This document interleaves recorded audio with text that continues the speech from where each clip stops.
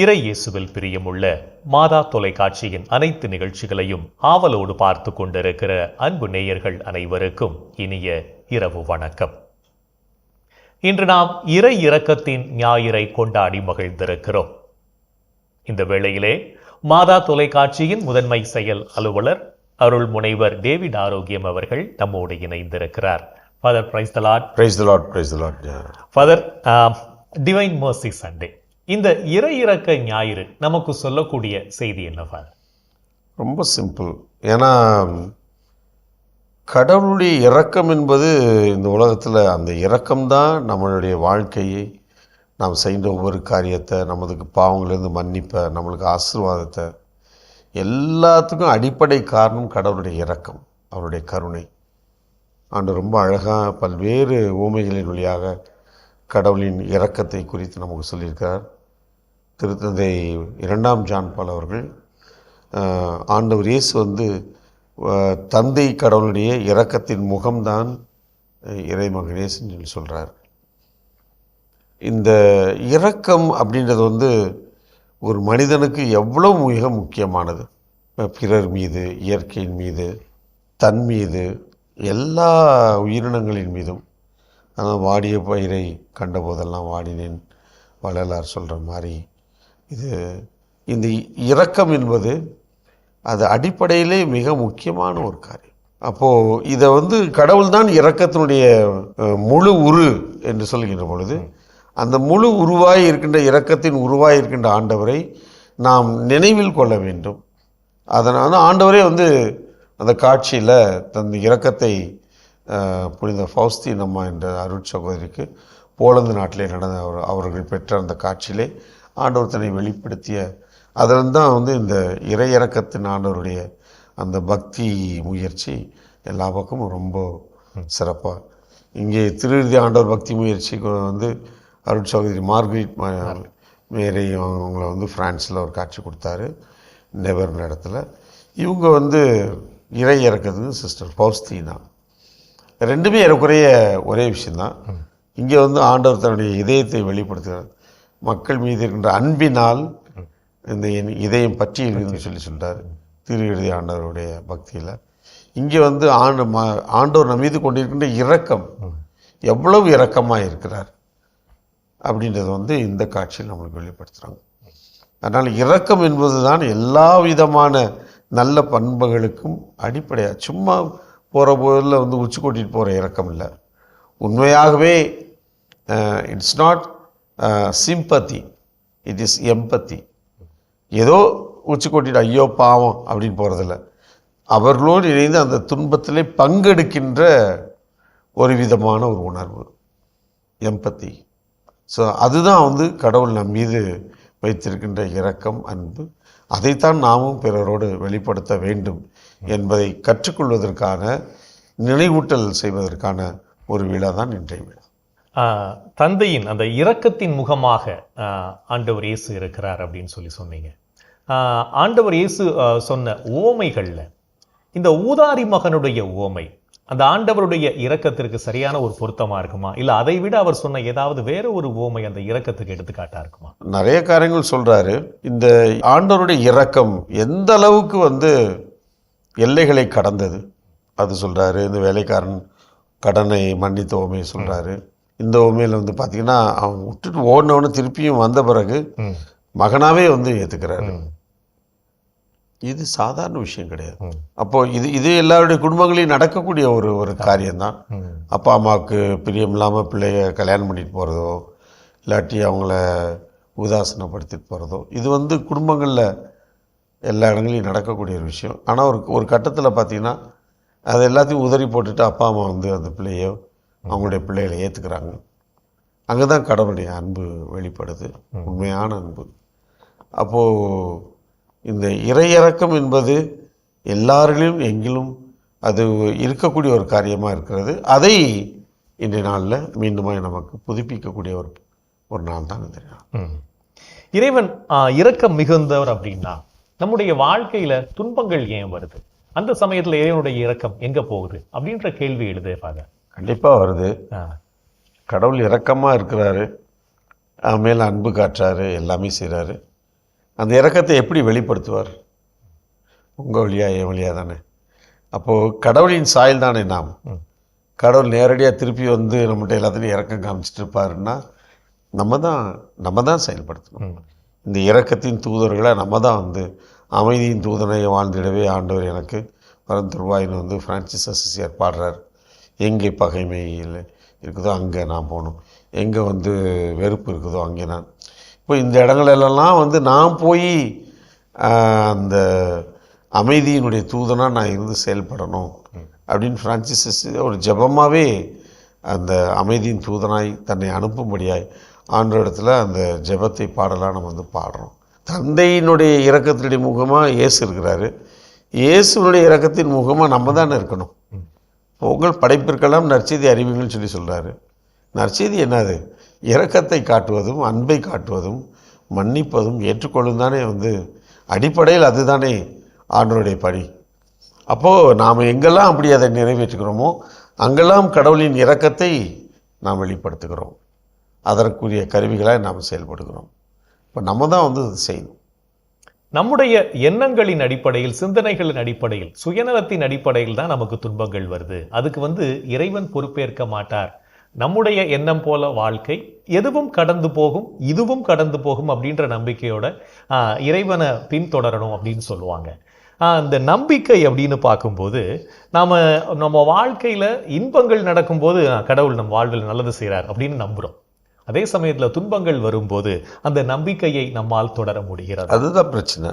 துன்பங்கள் வருகின்ற பொழுது சில நேரங்களில் கடவுளை தேடி ஓடுறோம், சில நேரங்களில் எங்கிட்டு மந்திரவாதிகளை தேடி போகிறோம். ஏன்னா கடவுளால் ஒன்றும் செய்ய முடியாது, இவங்க தான் செய்வாங்கன்னு சொல்லிட்டு. இந்த மனித மனம்னு இருக்குது பார்த்தீங்களா, இயற்கையிலேயே வந்து அதற்கு சந்தேகங்கள் உண்டு. எதையும் நிறைவாக பார்க்கக்கூடிய ஒரு எண்ணங்கள் கிடையாது. எல்லாற்றுமே வந்து ஒரு என்ன சொல்கிறது, ஒரு விதமான தயக்கங்களோடு ஏற்றுக்கொள்ளக்கூடிய மனநிலை தான் மனிதனுடைய மனநிலை. ஆனால் இதையெல்லாம் ஜெயித்து வருகின்ற பொழுது தான், அந்த உயிர்ப்பின் மாட்சியோடு நம்ம செயல்படுகின்ற பொழுது தான் ஆண்டவர் மீது நாம் வைத்திருக்கின்ற நம்பிக்கையை நம்ம விட்டு விலகாமல் அவர் கூட ஓடிட்டே இருக்க முடியும். அப்போது இந்த நாளில் பிரச்சனை இதெல்லாம் இல்லைன்னா வாழ்க்கையே இல்லை. எல்லாமே உண்டு. இவைகளின் மத்தியில் தான் என் ஆண்டவரை நான் தேட வேண்டியிருக்கிறது. தேடணும். அங்கே தான் உண்மையான தேடல் இருக்கும். அங்கே தான் உண்மையிலேயே ஆண்டவருடைய அன்பையும் அருளையும் நம்மளால் அனுபவிக்க முடியும். அதனால் நம்ம பயப்பட தேவையில்லை. ஆண்டவர் எப்போ நம்ம கூட இருக்கிறார், இரக்கம் காட்டுகிறார். நாமும் அவர் மீது அன்பும் ஆசையாம் அக்கறையுமாய் நாமும் இருக்கிறது ரொம்ப ரொம்ப நல்லது. எல்லாம் நன்மைக்கே, எப்போதும் இறைவன் நம்மோடு இருக்கிறார் என்ற நம்பிக்கையோட நம்முடைய வாழ்க்கை பயணத்தை தொடரணும்னு சொல்றீங்க ஃபாதர். இந்த இறை இரக்கத்துக்கும் தாழ்ச்சிக்கும் உள்ள தொடர்பு என்ன?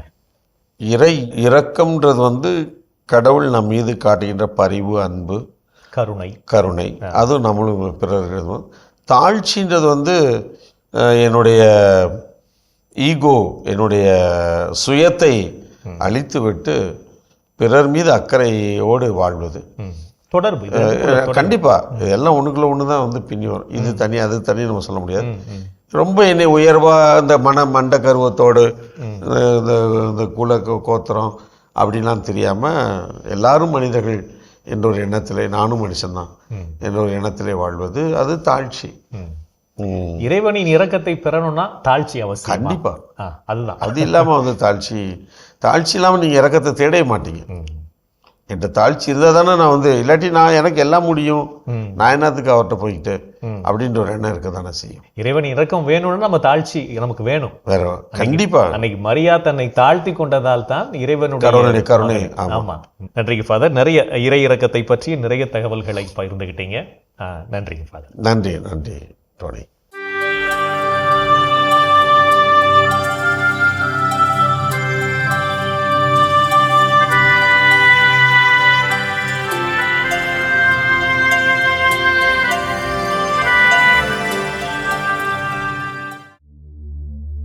இன்று நீங்கள் திருப்பலிக்குச் சென்று அதில் முழு தயாரிப்புடன் பங்கு கொண்டீர்களா?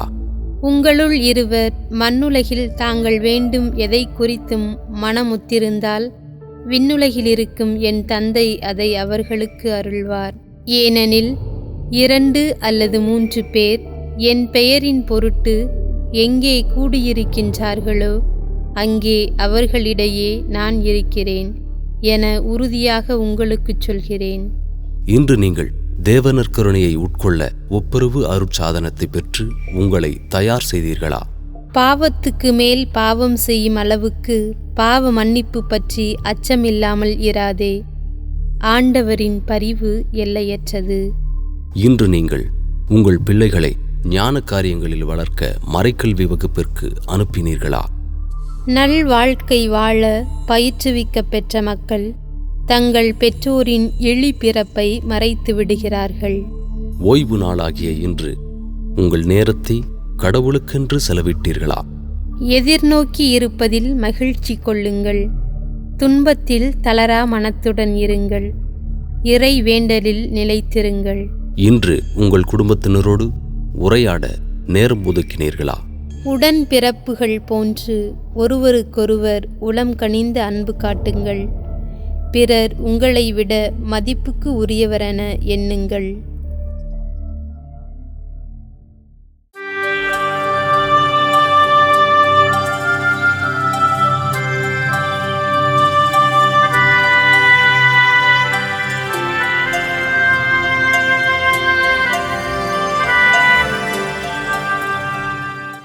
எல்லாம் வல்ல இறைவனிடமும் சகோதர சகோதரிகளே உங்களிடமும் நான் பாவி என ஏற்றுக்கொள்கிறேன்.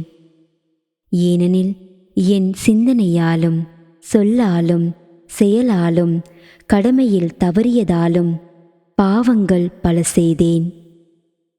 என் பாவமே, என் பாவமே, என் பெரும் பாவமே. ஆகையால் எப்போதும் கன்னியான புனித மரியாவையும் வானதூதர் புனிதர் அனைவரையும் சகோதர சகோதரிகளே உங்களையும் நம் இறைவனாகிய ஆண்டவரிடம் எனக்காக வேண்டிக்கொள்ள மன்றாடுகிறேன். ஆமேன்.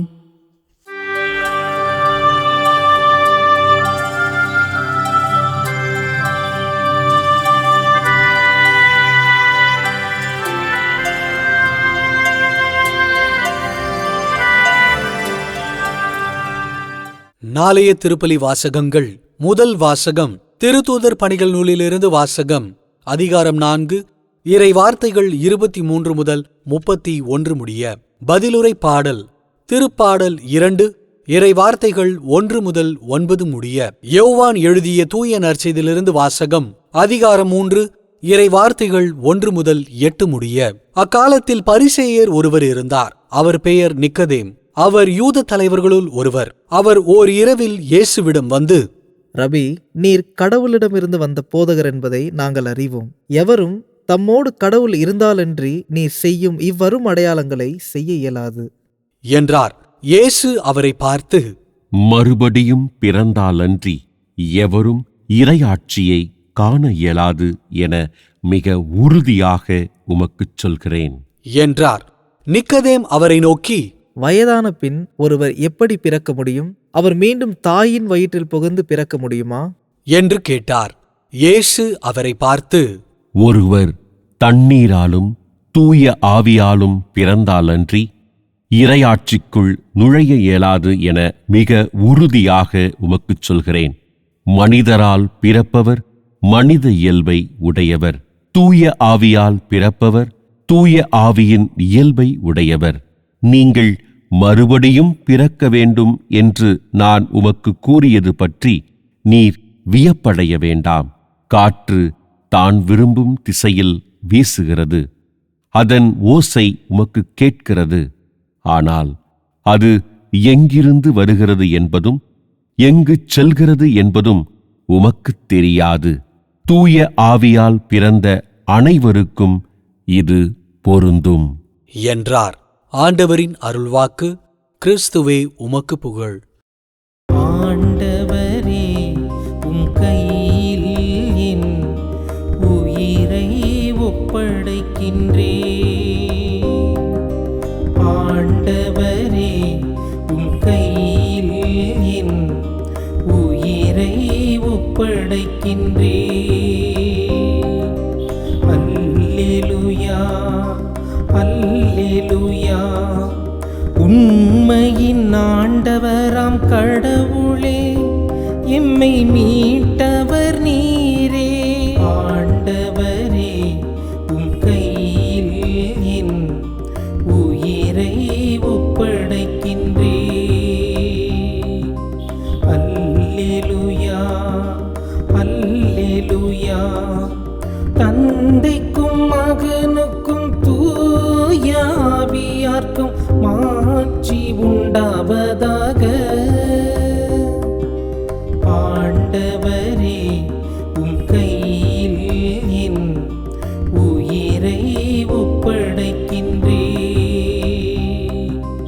அல்லேலூயா, அல்லேலூயா. ஆண்டவர் தோற்றுவித்த வெற்றியின் நாளிதுவே. இன்று அக்களிப்போம், மகிழ்வோம். அல்லேலூயா, அல்லேலூயா. ஆண்டவர் தோற்றுவித்த வெற்றியின் நாளிதுவே. இன்று அக்களிப்போம், மகிழ்வோம். அல்லேலூயா, அல்லேலூயா.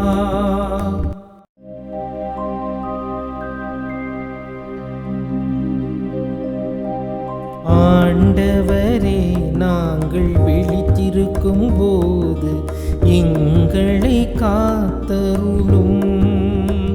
நாங்கள் தூங்கும் போது எங்களை பாதுகாத்தருளும்.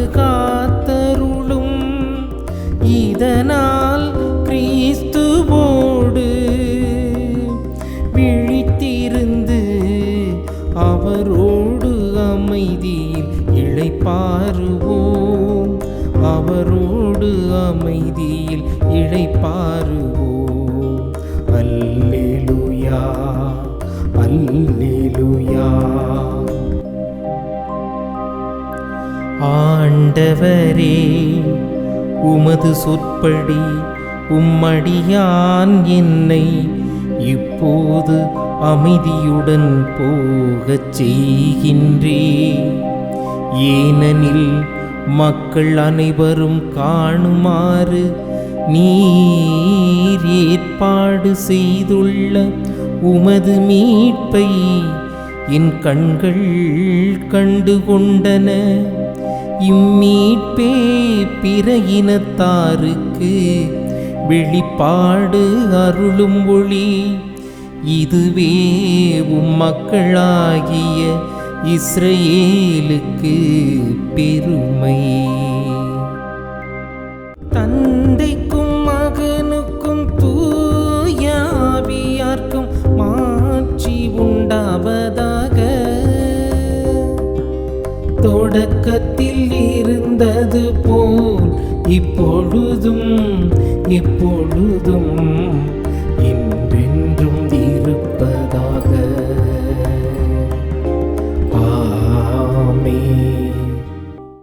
ஆண்டவரே, நாங்கள் விழித்திருக்கும் போது எங்களை காத்தருளும். நாங்கள் தூங்கும் போது எங்களை பாதுகாத்தருளும். இதனால் கிறிஸ்துவோடு விழித்திருந்து அவரோடு அமைதியில் இளைப்பாறுவோம். அவரோடு அமைதியில் இளைப்பாறுவோம். அல்லேலூயா, அல்லேலூயா.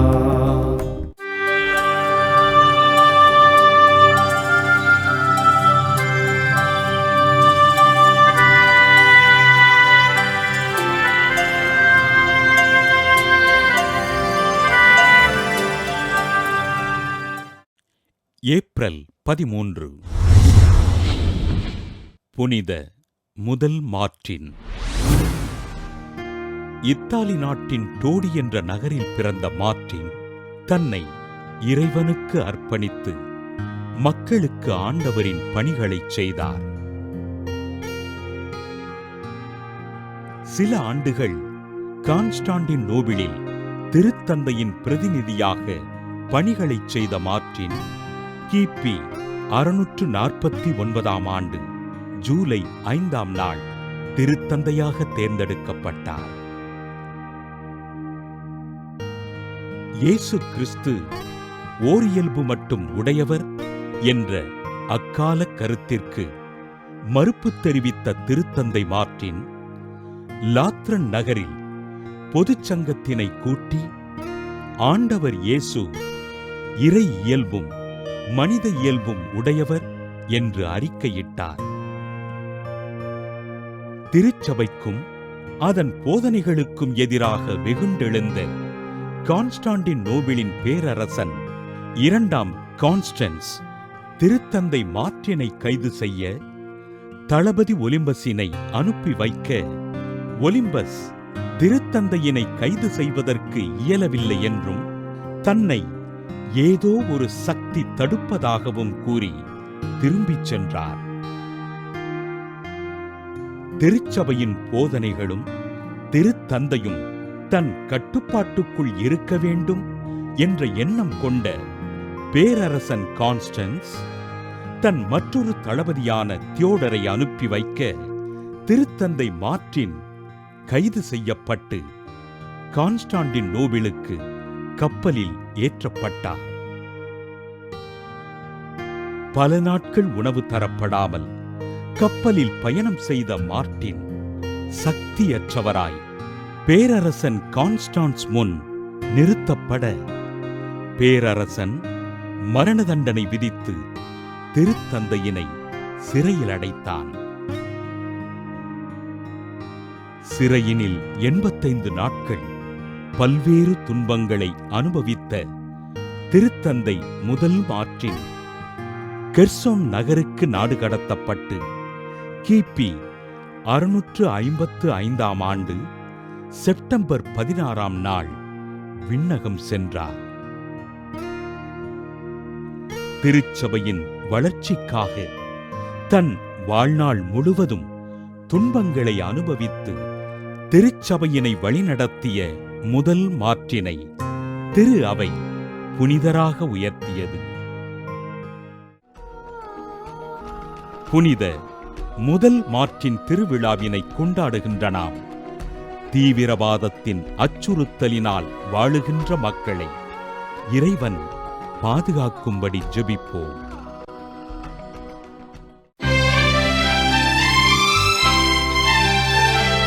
விண்ணுலகில் இருக்கின்ற எங்கள் தந்தையே,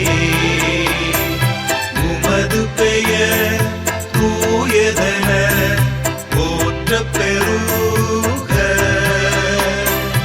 உமது ஆட்சி வருக.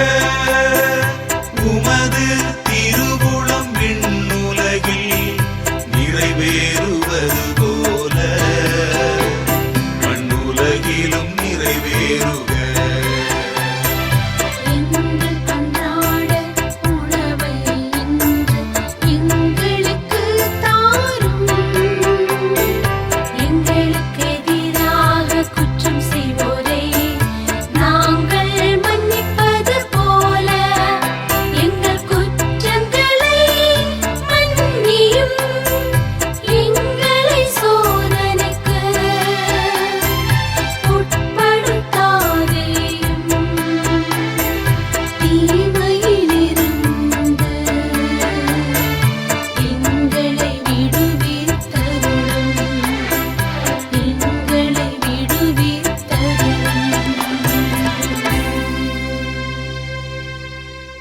என் அன்பு சகோதரனே, சகோதரியே, கடவுளினுடைய வல்லமை, கடவுளுடைய ஆற்றல் நம்மை ஒவ்வொரு நாளும் மகிழ்ச்சியாலும் சமாதானத்தாலும் நிரப்பிக் கொண்டிருக்கிறது.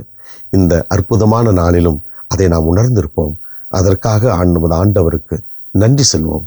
இன்றைய சிறப்பான நாளிலே குழந்தை பாக்கியத்திற்காக ஏங்கி தவிக்கின்ற நம் சகோதரிகளுக்காக, நமது குடும்பங்களுக்காக நாம் உருக்கத்தோடு மன்றாடுவோம்.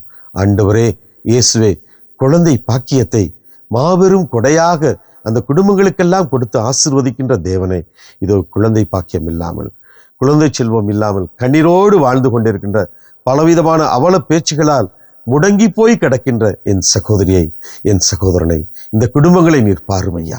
உமது இரக்கத்தால் இந்த குடும்பங்களை நிரப்பும்படியாய் இந்த பிள்ளைகளுக்கு நீர் குழந்தை பாக்கியத்தை கொடுத்து மகிழ்ச்சியை, சந்தோஷத்தால் அந்த குடும்பங்களை எல்லாம் நீர் நிரப்ப வேண்டுமாய் கெஞ்சி கேட்கிறோம். ஆண்டவரே, உம்மால் இயலாதது ஒன்றுமில்லை என்பதை நாங்கள் ஏற்றுக்கொள்கிறோம், நம்புகிறோம். ஆண்டவரே இயேசுவே, இதோ இந்த பிள்ளைகளை நீர் ஆசீர்வதியும். குழந்தை செல்வத்தை கொடுத்து இந்த குடும்பங்களுக்கு நீர் வரங்களை நீர் அள்ளி தரும்படியாய் கெஞ்சி கேட்கிறோம். எங்கள் அன்பு தாயே, ஆரோக்கிய அன்னையே, இதோ உமது பிள்ளைகள் இவர்களுக்காய் பரிந்து பேசுங்கள் அம்மா. இந்த ஜெபங்களை எங்கள் ஆண்டவராகிய இயேசுவே உமது வல்லமையான திருநாமத்தின் வழியாக உம்மை கெஞ்சி மன்றாடுகிறோம். ஆமென். என்றும் வாழும் உயிருள்ள இறைவன், தந்தை, மகன், தூய ஆவியார் நாம் அனைவரையும் நிறைவாக ஆசீர்வதிப்பாராக. ஆமென். இன்றைய இறை இரக்கத்தின் ஞாயிறு நிகழ்விலே மாதா தொலைக்காட்சியின் முதன்மை செயல் அலுவலர் அருள் முனைவர் டேவிட் ஆரோக்கியம் அவர்கள் நம்மோடு இணைந்து தனது சிந்தனைகளை பகிர்ந்து கொண்டார். மீண்டும் உங்கள் அனைவருக்கும் இறை இரக்கத்தின் ஞாயிறு வாழ்த்துக்களை தெரிவித்துக் கொள்கிறோம். இயேசுவுக்கு புகழ், இயேசுவுக்கே நன்றி. மரியே வாழ்க.